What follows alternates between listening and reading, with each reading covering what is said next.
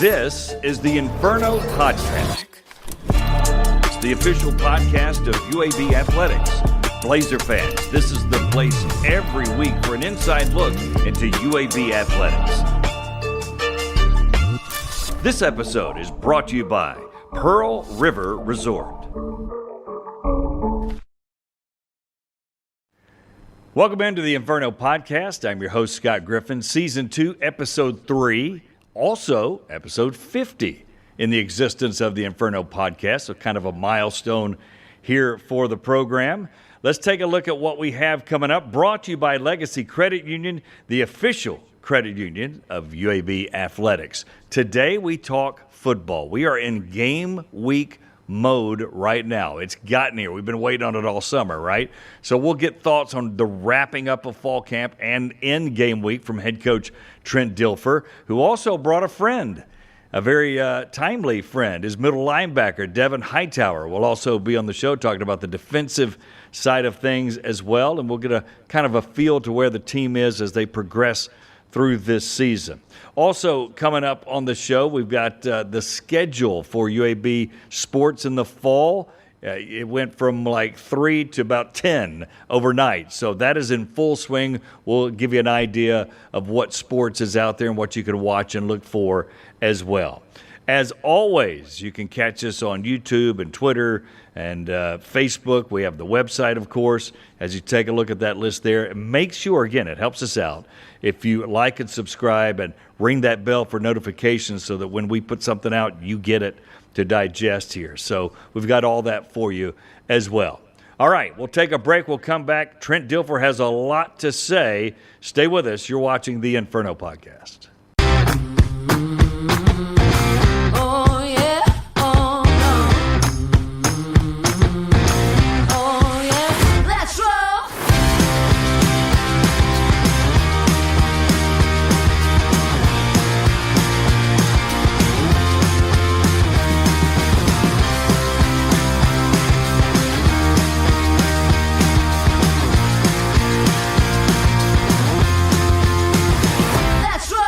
Trent Dilfer here, head football coach of the UAB Blazers. Get out there and tackle your financial goals with a new credit card from Legacy Credit Union. Legacy offers multiple credit cards for whatever your financial objectives are. You can begin earning rewards today with a credit card from Legacy Credit Union. Legacy, the official credit union of UAB.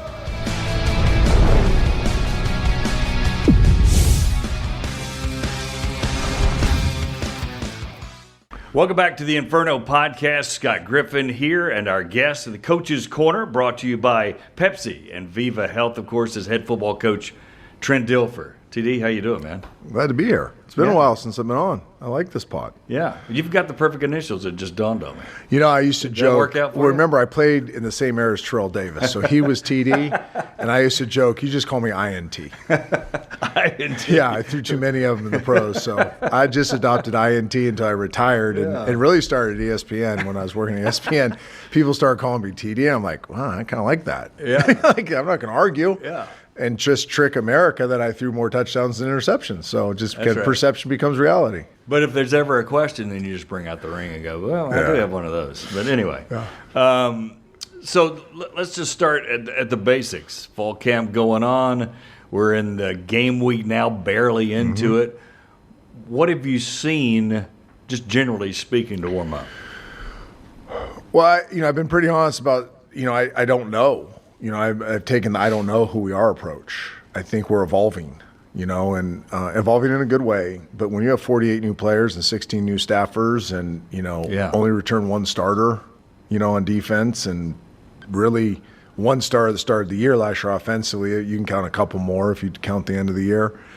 We got to go through some hard things together. We got to figure out who we are. We got to figure out what our identity is in all three phases. So I think we've learned a lot. But you really don't know until you play another opponent. I really think it's a flaw in college football. High school football, you get preseason games. Professional football, you get preseason games. In college football, you just beat up each other.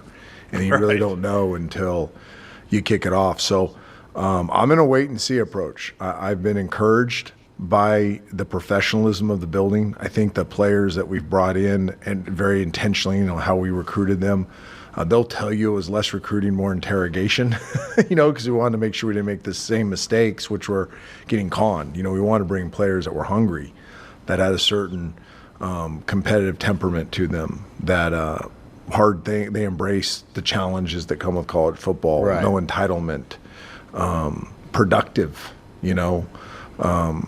So when you recruit those types of kids and they come in and they're vying for starting positions or they're in a rotation, you naturally are a better team because they've been through more fires. And we've been through some fires together now, so I think I know who we're becoming, but I want to see us play football before I really know. Yeah. And defensively, all the staff changes, a lot of them there. Mm-hmm. Has it accomplished so far? Again, we got to see the litmus test, but so far, has it accomplished what you thought it would? It has. It's just, I'm trying to find the easiest way to explain this. It's no stone is left unturned. Is that the way you say it? Yeah, that's right. If you're a player and you're being coached by this staff, there is nothing that isn't coached. Like, nothing gets passed up. They see everything because they've seen it all. They've had so much experience at the professional level and the college level and down to the high school level of just seeing what it looks like and the danger rangers and the good things that you can't really have a play where you're not getting coached. It's like every player being coached every single play for months. And I think the cumulative effect of that is a higher football IQ, a better understanding of team defense. I think the effort level as we get tired, like any team can have good effort when you're fresh. Of course. Who has great effort when you're tired? Yep. Right? When your legs are done, when your mind's cluttered, when, you're irritable and grumpy and hungry and cramping and, have boo-boos all over your body because you've been tackling, and who can have great effort then? And the sustained effort through fatigue collectively has been exponentially better. How they respond to bad things. They've had some bad things happen to them in camp. They've given up way too many big plays, right? But they don't hang their heads and cower and blame each other and point the finger. It's more of a, hey, that happened, flush it, next thing. Move on. And you got to have that. It's so hard to play defense in college football right now, just with the rules and the innovative offenses, that, you're going to lose some battles. So it's really the battles that create points that you got to anchor down and win, and they've done a really good job with that. And they're really enjoyable to be around. This is a group that, and it's not enjoyable because they're always fun and giggly. It's enjoyable because they come to work and they get after it and they care. The care level is so much greater than I've seen in my time here. So are you the kind to hand the keys to the DC? Fully hand the keys. I mean, your program you're overseeing, but Yeah. you hand the keys. Yeah, and I think it's the best way to do it. You don't want to try to be an expert in something you're not. I know a lot of defensive football. I've been around some great defensive coaches. If I'm asked my opinion, I usually know where I'm coming from. But I also don't see the master plan. You know what I mean? I don't have the master vision of how every piece fits into one another. Now, where the master plan comes in is being like-minded with the person with the master plan. And Steve Russ got hired, and if I went back and interviewed another 1,000 people, I'd still hire Steve Russ. But there's some really good candidates that I hired, and they got hired by great programs for that reason. Where Steve won me over was, we literally see defensive football the same from 30,000 feet. The total impact of how to play defensive football. How you run a 3-man front or 4-man front, what blitzes, what coverage schemes, what games you play up front, what backer plugs, what overloads. There's a lot of ways of doing that. But what's the overall goal? And, I had some great mentors, and Monty Kiffin, one of the greatest defensive coaches of all time, played for Tony Dungy, Marvin Lewis, Rex Ryan, Jack Del Rio, and they're from that tree. They're from this, the tree goes way back, but, the tree that they got into was the Ron Rivera, Jack Del Rio tree, which is a branch of the Marvin Lewis, Monty Kiffin. So what I learned about what winning defense is, they believe in too. How they get there, they run different schemes. We do some stuff, and I don't get caught up in that. But I know that every day I go in the office that what's being taught fits within my vision of how you play defensive football to win games. And that tells me, I think, because he has a pressurized philosophy, aggressive, and a lot of times that happens, as you know, when you're an offensive-minded head coach. What did you not like to face, right? So that's what I want on that side of the ball. It is. I think that gets a little overblown. Okay. Because, pressure, people think pressure, and you're like, oh, super aggressive and, hair's on fire and we're blitzing everybody. Yeah. I think that exposes you too. Oh, there's no doubt. You're giving up something to do that, right? And I would not call our defense that. I would call they're creating matchups that here's the easiest way to say it. They're going to find where you're weak, and they have a lot of tools to pick on it. So they want to make you eat your soup left-handed. There's a better way of explaining that, but PG No, I like is, that. you got it. It's very hard. Anybody can eat soup right-handed if you're right-handed. Go and hold that spoon in your left hand and try to not spill it. And that's really been what I've learned about defensive football over all the years I've been in football is, one, you want to let players play fast and free. Yeah. See what they're seeing and go play, go hunt. But you have to do it in such a way that their best players aren't impacting the game too much and their worst players are. And, I think that's a big core philosophy of what we're trying to do is identify your pigeon and make your pigeon play a lot of football. No doubt about it. Our guest, Trent Dilfer, for a few minutes, head football coach here for the UAB Blazers, of course. You had said earlier this week or last week, I can't remember when, but I can't remember anything. You're not going to be any help. You ask your quarterback, you rely on or require, probably is a better word, of your quarterback more than anyone. Explain that. Yeah, I think when I say it, sometimes they go, yeah, whatever. I'm like, okay. We have probably 7 different cadences, that they have to process line of scrimmage to get tells in the defense. I'd say the NFL, a lot of teams have 3 or 4, 5. We change every protection. They have the ability to change every single pass protection. They can get us from pass to run, run to pass. They can hand signal the outside and get us to ideal looks, and whether it's a screen or a pass or whatever. They can play at 3 different tempos. They can dummy count, play at another, and change tempos within a play call. They have the freedom to read left to right, right to left, middle out. They read the C gap post snap. They read run to run. They read run to pass, pass to pass, run to pass, run to run. Yeah. We'll have plays that are an RPO. People think RPO, run pass option. Well, RPOs with the right defensive structure can be terrible. So we turn them into run to runs. So now you're changing a tackle to come down and you're reading the C gap defensive end. So now you're in triple option mode. We ask them to be incredibly mentally tough. We ask them to prepare better than I prepared as a professional athlete and still do great academically and still be good citizens and serve the community. Right. It's totally unrealistic what we ask of them. It's just ridiculous. Do you do that on purpose? Yes. I want to overload you. Yes, and we to tell see them what you retain. And we are honest with them. It's funny. You're going to talk to Devin Hightower today, who's just been an unbelievable addition to our team. But we really don't recruit players that hard. We sell what we have to offer, and then we interrogate them because we want to see if they can handle it. Right. And with quarterbacks, I say this every time a quarterback sits in my office. Do you really know what you're asking for? Well, I want to be coached by the guy that played in the NFL and, did the Elite 11 and Alex Mortensen who coached all these pros. I'm like, okay, can I tell you what that involves? And we want to run them out. What I don't want to be is tricked when they get here. You know what I mean? I don't want them to be like, oh, this sounds so cool, and they get here and they tap out. Nate Rogers was a great example. Great young player for us from Wetumpka. And he's the best athlete in the school, best basketball player, best football player. Life's come easy to him. And I remember his dad and mom were there, and I'm laying out why he probably shouldn't come to UAB. And his dad goes, "Are you recruiting him or trying to put him in?" I said, "No, I need him to understand that this is an intellectual game as much as a physical game." That's right. And he was about it. He was like, "Let's go. I need to learn how to play quarterback." But a lot of them that want me to pat them on the back and tell them how great they are. And I tell them, hey, I'm very unimpressed with that type of high school player you are. I think you'd be a really good college player, but I'm very unimpressed with the high school player you are because you haven't been asked to do very much. And I don't know if you can be accurate when being asked to do all these other things. I don't know if you can be tough when things really get hard.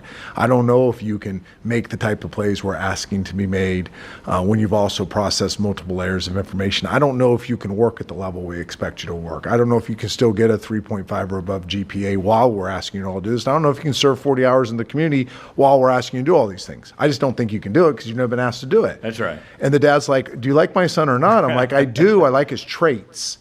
But this position, I'm not going to get tricked. I like the dough and the salt added, but I don't know if it's going to be bread. I'm not getting tricked. You know what I mean? I've spent 2 years getting conned, and I'm done getting conned by anybody. By anybody. Yeah. And especially the guy that holds the ball every snap. So what that says is when media or fans go, well, this guy can play because they see a strong arm or whatever, you're looking at footwork, decision-making, all the intangibles nobody talks about. Listen, the quarterback recruiting season to me is the most comical season of the year. I literally, and I did it at Elite 11, I see these big programs sign these kids that have zero chance. They have zero. Like, they're super talented. Don't get me wrong. They probably earned all their 5 stars. Yeah. They have no chance because they've never had to do it with the pressure, with the expectation, with the multitasking that I know they're about to be asked to do. So what's going to happen is their road is going to be longer. Therefore, they're going to quit sooner, and they're going to transfer. Go through your list right now. Everybody pull out their old whatever recruiting rankings and look at the top 10 quarterbacks and watch how many times they transferred because it didn't work out at the first SEC school, or the first Big Ten school, or the first whatever school. And Elite 11, we were able to identify all that because we did a very similar process. We just made it incredibly difficult, and we found out which ones have the resilience, the grit to get through it and improve, and which one's like, oh, what's the next easy thing that I could do? Because eventually, at quarterback, you're the biggest, baddest dude until you're not. Right. Well, if you've never been not, right, well, then I'm going to learn not in college, and what's that going to do? Like, everybody goes, well, you have them for 5 years. No, you don't. These guys are going to come in and be ready to play. We recruited Ryder Burton in the winter portal with the expectation that if something happens to Jalen, he's the starting quarterback. Yeah. You know, he's the backup. And he has responded to that because we vetted it a certain way. So listen, you can tell me I'm wrong about everything. My record proves that I've been wrong, but this is the one I will not compromise on. How we recruit the quarterback position is very different than anybody in the country. And I watch all these guys and I grade them like I did at Elite 11. And usually the guy that's like 39 in the country is the guy that I like the most. Yeah. But if you waffle on your conviction, what do you got left? Well, it's been pretty. I mean, I will say this: I have no pride left. So don't take this as a prideful statement. I've been pretty good at this. Yeah. I have a track record through the NFL draft, through Elite 11, through the kids we brought into Lipscomb, that 2 state champions. One kid never lost a football game. Right. Gatorade Player of the Year nominee. That, by the way, was a backup on his JV team. So we've been able to identify these traits, this makeup. I would say that's the easiest way to do it, is this holistic makeup of the player that we believe is a winning quarterback. And sometimes they're not great throwers, and sometimes they're not great athletes, and sometimes they don't have all the stuff that other people want, but they know how to win football games as a quarterback. And then you build an offense, build a team around that player. So let's talk about Jalen. First of all, I appreciate you guys letting me do a story on him for local television. Great kid. Made a mistake. His parents helped him through that. Yep. But you take a chance on him too. So when I say, what did you see? Easy to see, like we're talking about, 6'5", 230 with a great arm. But what did you see beyond that? Because I know you looked beyond that. The grit, the resilience, the pedigree. I know what the messaging was at home. I know what it was on his football teams. I know he's overcome. I know what the general day-to-day of his life looked like, both good and bad. How he responded in a very tough situation, how he took accountability for his culpability within that situation. The people that at Florida that coached him, that grew to love him and would have begged to have him back because he was going to be the starter once Anthony Richardson left. Sure. And coaches we really respect. There's Billy Napier's a guy that our staff knows and we respect. The talent, he's very talented. I think his willingness to grow is the thing that is most exciting to me. He's not even close to where he needs to be or where he's going to be.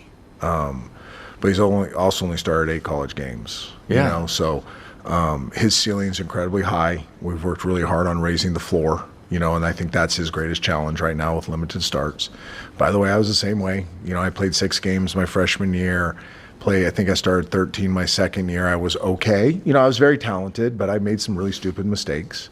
And then I worked through those, and I set the NCAA record for least passes and most passes attempted without an interception held for tons of years, because you grow, and we have good coaching and you have the right approach. You grow and you get better. So he wants to grow. He wants to speed up the growth process probably more than most. And I have to remind him that there's going to be some natural bumps in the road.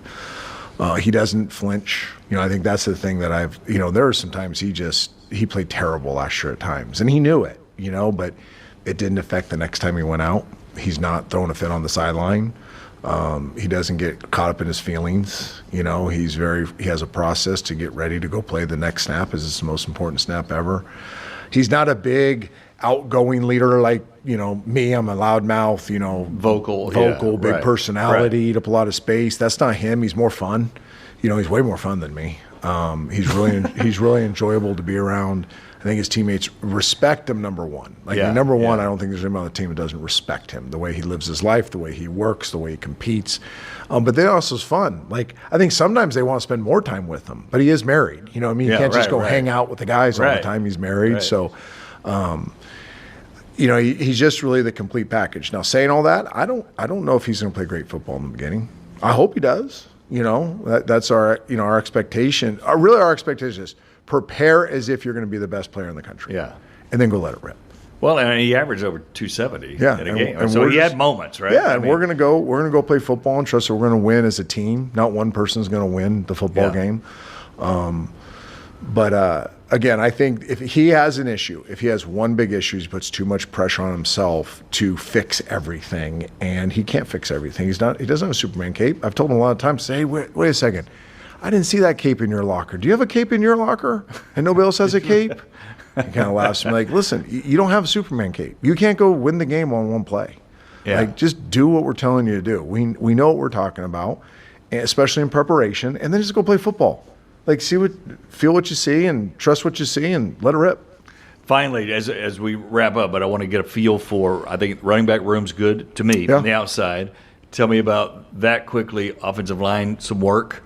And your skill level, the toys he has to play with. Yeah, I hate this part of end of camp, beginning of the season. What position group had the greatest? And I'm not in every. Because it's evolving, right? Yeah, and I'm not in every position meeting. I got a million meetings during the day. I can't sit in every single position group meeting. I evaluate both sides of the ball, special teams, every single day. But I'm going to miss if Devin misses an assignment. I may blow right over my head. The running backs probably made the most plays. Okay. If you just want to say, okay, who made the most plays in camp? So to me, making a play is doing something beyond the X's and O's. I can get you, if we have the right scheme, to get open at 6 yards, right? That's the scheme. That's the call. That's the scheme. What if I call that play and you're covered, right? Because it was the wrong call. And then you still find a way to get open and make a play. Right, you hitch and go. Right. Yes, we have not blocked linebackers. Devin's probably going to giggle here in the hole. And our running backs have done an amazing job of giving them half a leg, and the linebacker kind of comes off the leg tackle, and they go and turn what should be a 1 yard gain into a 6 yard gain. Our running backs have made plays in the passing game. They made plays in the blocking game. They're all contributors on special teams. So if you're looking at a position that's made the most plays, I'm not saying the best, but just made the most plays in a 3-week camp and another week, kind of transitional week, it would be the running backs. All right. Quick thought on Hightower. He's coming up. Devin. What a great kid. Here's what I'll say about Devin. You can talk about the football stuff. He's a highly productive player in college football. Here's a kid that's gone through some tough stuff. You know what I mean? And he makes me better. I look for guys on the team. I told him this the other day. He can tell the story. I walked in. I said, guys, I need, I got some demons I'm shaking off too. It's nice to walk to walk into a building and be like, man, that kid lifted me up today. Yeah. Man, his approach, right? I know he's going through something, but he's not letting that baggage affect how he's treating his teammates or his coaches. That's Devin. He's a really good football player. I don't want to just make this kumbaya nice kid. He's a very good football player. But, man, he's a light on our football team despite going through some tough things. Off the field, which we all have stuff, right? Yeah. And he's been able to manage his stuff without it ever sucking the life out of our team. If anything, he puts life into our team. Beautiful. Thanks. Coach's Appreciate Corner, Trent Dilfer, thank you, sir. Blazer of the Week, the guy he was talking about, Devin Hightower, coming up when the Inferno podcast continues. Hang on.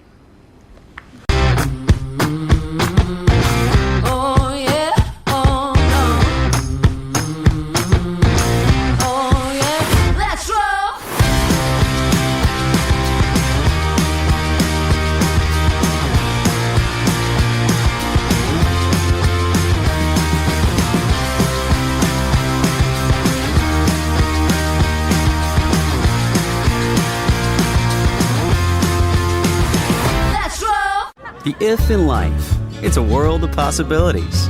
If you go for a night out with friends. If you can keep an eye on your money along the way. If you know you have overdraft protection with no fee transfers from savings. When you get a low balance alert, it's easier to say yes to fun. If that sounds good, try Regions Life Banking. Stay ready for the if in life. Regions Bank embrace the if in life.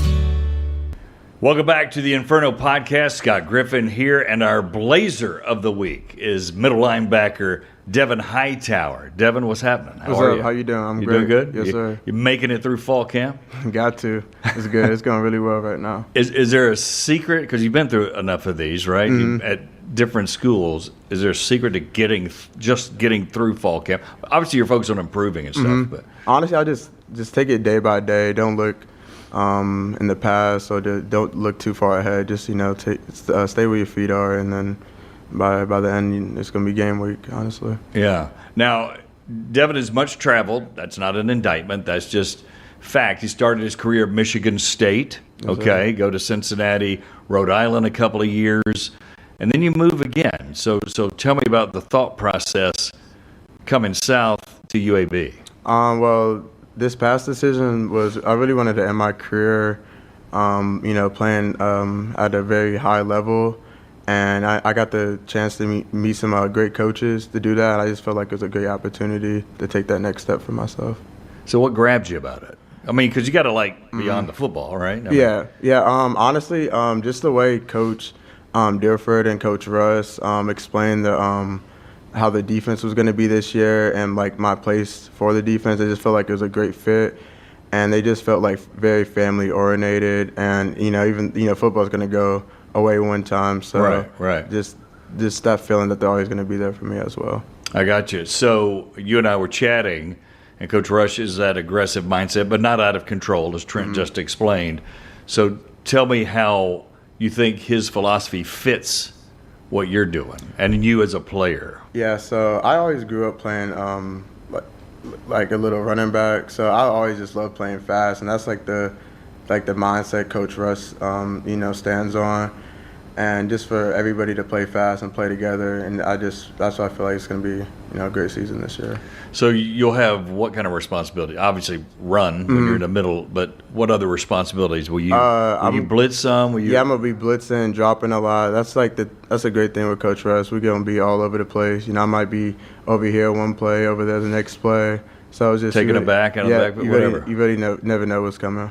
That's awesome. Yeah. So what about your teammates? Because I mean, when the coaches get done and the practice is over, you got your boys that you got to hang with. So tell me about that.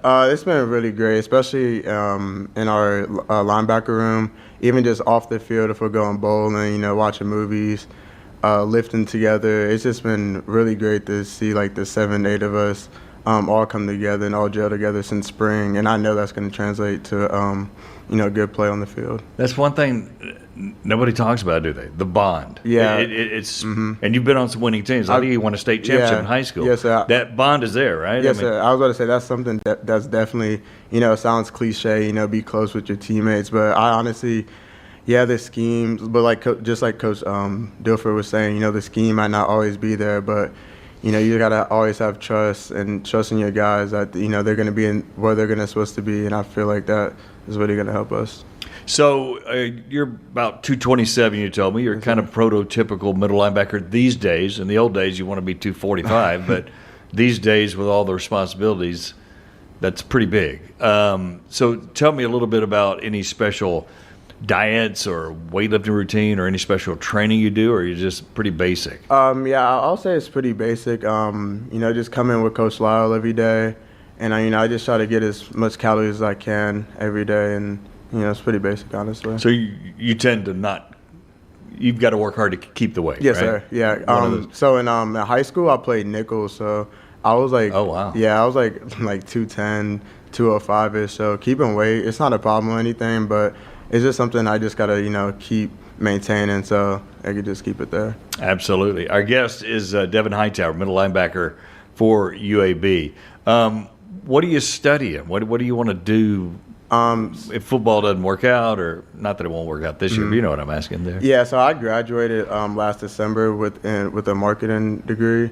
So both my parents are in sales, so I would love to do that, or I would love to get into coaching as well. Oh, really? So you're kind of open to whatever? Yeah, open to whatever, honestly. All right. Yes, sir. So you wear number 0. Is there a story behind that or not? Honestly, no, not a Pacific. Well, that's not good for the podcast. Not a Pacific story, but one of my favorite basketball players is Russell Westbrook. And you kind of look like it. I've got that before, honestly. Yeah. But and his reasons to wear it because 0 people believed in him. And so I wouldn't say 0 people believed in me, but I kind of just like that story. And like when stuff hits the fan, I love to just think back at that. Yeah, that's awesome. Mm-hmm.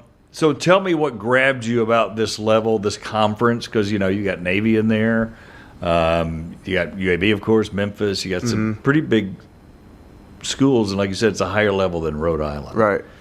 Honestly, just like you said, it's really not no like a very low team or a very high team. It's like a lot of teams in this conference, they do a lot of different things, either run or pass. I just felt like it would be a great spot to put myself to get the best of both worlds with the passing and the running game. So what do you think of Birmingham?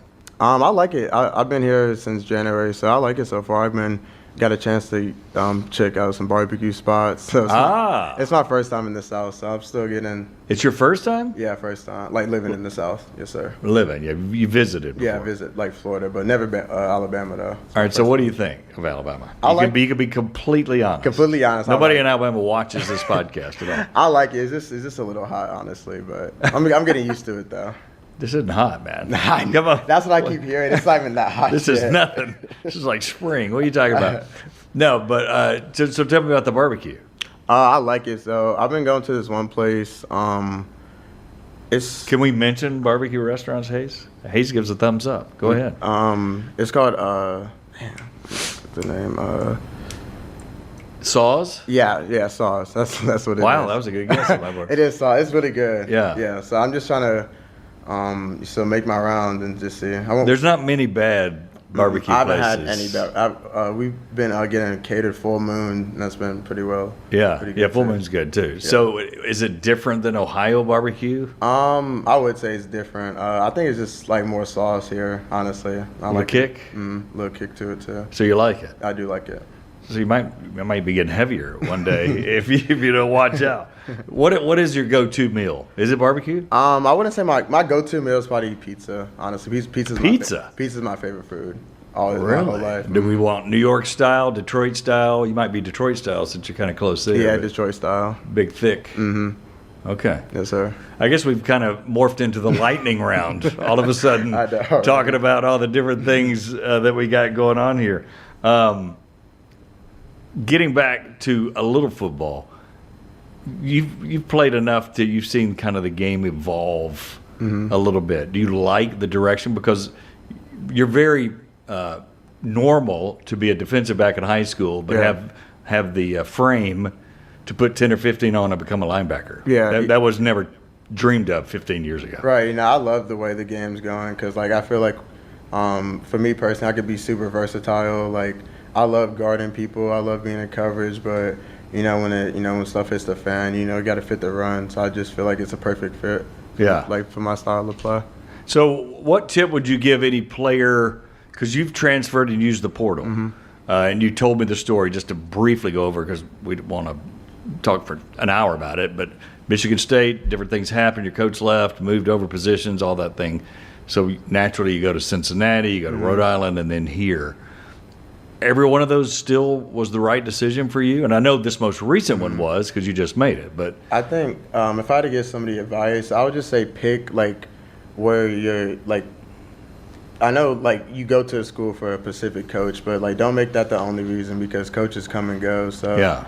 I think that's something I struggled with at first because, like, I just was living, like, in denial, like, my coach would leave or, like, that would even be a thing. So I think just go, like, not just because of the coach. Find different reasons if it's just educationally or maybe if you have a close friend or just, like, the type of defense they do. I think go for that and not just the coaches. So more factors more than factors. Just, right, The coaches. am I going to play early? Exactly. You know what I mean? Yeah, that too.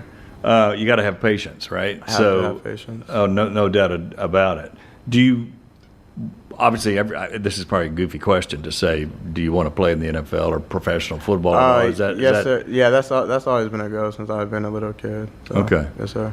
But you've got plan B, just in case, right? Always got to have plan Because your A, parents, I'm sure. B, C, D. That's how my mom raised me, so. Yeah, but that's good. That's good. What hobbies you do? You typical video games? Yeah, I love playing the video game. Just hanging out with my friends. I'll be on the FaceTime, my old friends at my old school. So nothing too crazy, but just really chill. Playing them online? Yeah, playing online. You got a game of choice or? Probably NCAA football. Oh, football. Yeah, definitely. Okay. And who are you usually? Since I'm from Ohio, I'll be Ohio State a lot.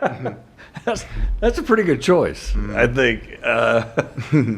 I'm sure you grew up thinking Ohio State, right? Yeah, everybody in Ohio does. That's the dream school for sure. So was it weird going to Michigan State to begin with? I wouldn't say weird because once I made that decision, I kind of left those childhood dreams away because I got to play against them that next year. So I kind of just left that under the rug. So you wouldn't freak out if you had to guard Jeremiah Smith in the slot and you'd be ready for it? You got to do what you got to do. I got you. But you're still an Ohio State fan. I'm sure there's that part. Yeah, just that little part, yeah. The kid part. Yeah, and my parents too, so. Yeah, that's cool. Will they make it to games? Are they the kinds that'll come to? Yeah, my parents were very supportive to me last year. They came to all my games away and home, so they're looking to do the same thing this year as well. That's fantastic. Do you have a person that you model your game after? There's so many, again, in the NFL, boy, I could name 230-pound linebackers that fly around. Yeah. Do you have somebody you kind of go? One person that I watched their college film a lot was Isaiah Simmons a couple years ago back at Clemson. Just because he's a little bigger, but just how fast he is and just like he was all over the field. His range, man. Yeah, and I just love just seeing how he played. Yeah. You feel like you got that? What is your 40, by the way? I'm not specifically but last time I ran was a 4.58. So That was pretty good. Okay. But you're quick, too. Yes, sir. All right. Do you have a favorite sports movie? Favorite sports movie? Blindside. Really? Why Blindside? Just the story, honestly. I just love it. I've seen that movie probably like 20 times with 20 different Like people. Know the lines? Kind of watching it. I love it. Wow. Is there a specific moment or line or that just maybe makes you tear up or? Yeah, I kind of like when he was fighting like in the basement and he closed his eyes and just, start praying and just, try to reset. And that's what sometimes I'll be thinking, like when things are going left, you just got to just take your time and, just try to let things work out without trying to do too much. Pull a lesson out of it. Finally, if you didn't play football, and that could happen or it might continue, we don't know, but what would you be doing, you think? Like I said a little before, I would love to get into coaching. I've been playing football since I was 3 years old. And 3 years old? Yeah, I started with flag football. My dad got me into flag football. So I really just don't see myself not doing anything football or sports related, honestly, just because I just have such a love and passion for it. I lied. One more question. So what grabs you about it? Is it the hitting? Is it the strategy involved? Or honestly, I think it's like the competition and just like the team, because I think all my friends I have now I've known from basketball to football. So I think that's something that's the relationships and like the lessons that I'm going to carry on forever and teach to my kids, and my kids are going to teach to their kids. So I think football, that's why it's a huge part of me. It sounds corny to say lifelong, but that's what it'll be. It is. 20 years from now, you're going to go, that was right. 1,000%. Yeah, that's great. Devin, thanks for hanging out with us. Thank you. I really appreciate you. Yes, sir. Had a great time. Devin Hightower, middle linebacker. Look for number 0 roaming around, stinging opponents for UAB this fall. We'll take another break, come back with more on the Inferno Podcast.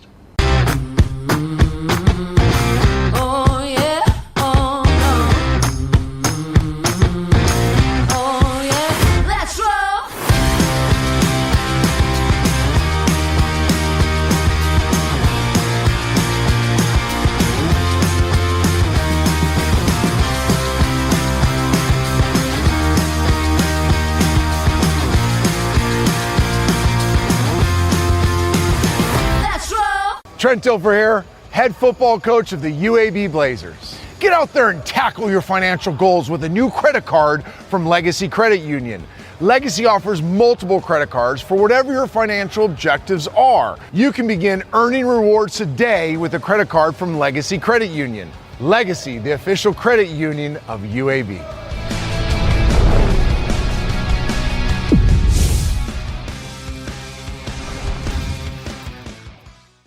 Welcome back to the Inferno Podcast. Scott Griffin here. Let's take a look at this week in Blazer Nation. A ton of contests to check out as fall sports is just in full swing as you take a look. August 22nd, we got UAB Volleyball and Alabama State. That's at 5 o'clock. So make a note of that. Women's soccer taking on Louisiana Monroe at 7 o'clock on the 24th. The very next day, men's soccer. We kind of mentioned that a week or so ago, but big matchup against Louisville at 7 o'clock. Then football, the first football game of the year. The Hornets from Alabama State take it on UAB. Of course, that's a 7:30 kick at home. Then August 29th, UAB Volleyball back in action in the Crimson Tide Invitational. They'll take on Jacksonville University at 10, and then later that day take on UNC Asheville. So a couple of games, doubleheader on the 29th. Men's soccer also in action on the 29th. They're on the road at Clemson. And then the UAB women's cross country competes in the Foothills Invitational at 6:15 on the 29th. So as you can see, a full slate of schedules and games for all the different sports there over the next week. Tons of information coming out about UAB athletics. That wraps up our 50th episode. Of course, Season 2, Episode 3, but the 50th overall. And it was fun to have you with us here. Be sure you like and subscribe at all the social media channels that you pick us up on. For the guys, I say adieu here on the Inferno Podcast. We'll see you next time.